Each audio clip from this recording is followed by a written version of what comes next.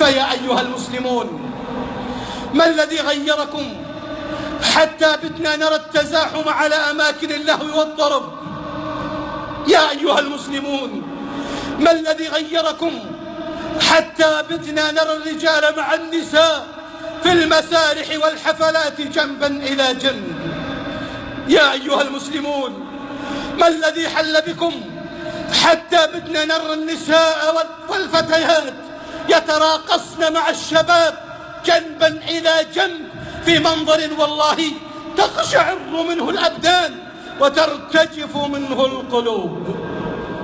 أيها المسلمون، ما الذي دهاكم؟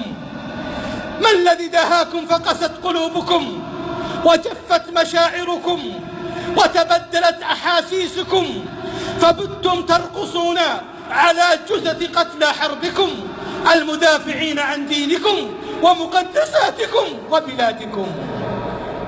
أيها المسلمون، ما الذي أصابكم لكي يتهافت على المساجد فئام منكم ليس للصلاة فيه بل للصعود عليه لمشاهدة فاسق يغني وسفيهات وسفهاء يرقصون ويتراقصون؟ أنسيتم أم تناسيتم حرمات الله؟ أنسيتم أن الذي اعتليتم مبانيه وتراقصتم فوقها هو بيت من بيوت الله؟ أيها المسلمون، ما الذي أصابكم فأمنتم مكر الله؟ أمنتم عقاب الله؟ أفأمنوا مكر الله؟ فلا يأمن مكر الله إلا القوم الخاسرون. أيها المسلمون، تذكروا جيدا أن أجدادكم كانوا يتغربون في العراق والشام وفلسطين هربا من الجوع والفاقة والحاجة وقلة الأمن.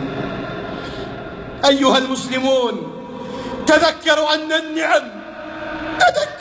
النعم إذا فرت من بلد فقلما والله تعود إليه. أيها المسلمون، احذروا المعاصي والمنكرات فإنها والله سبب لزوال النعم والأمن. فهل كان أحد يتصور أن تقوم بعض نسائكم بالتصوير مع مغن فاسق؟ أين بالله عليكم الغيرة؟ أين بالله عليكم الغيرة؟ أين الرجال؟ والله حتى الكفار أيام الجاهلية لا يرضون بهذا، فلا حول ولا قوة إلا بالله. أيها المسلمون، ارعوا نعمة الله التي بين أيديكم، ارعوا نعمة الله التي بين أيديكم، ارعوا نعمة الله التي بين أيديكم قبل أن تندموا.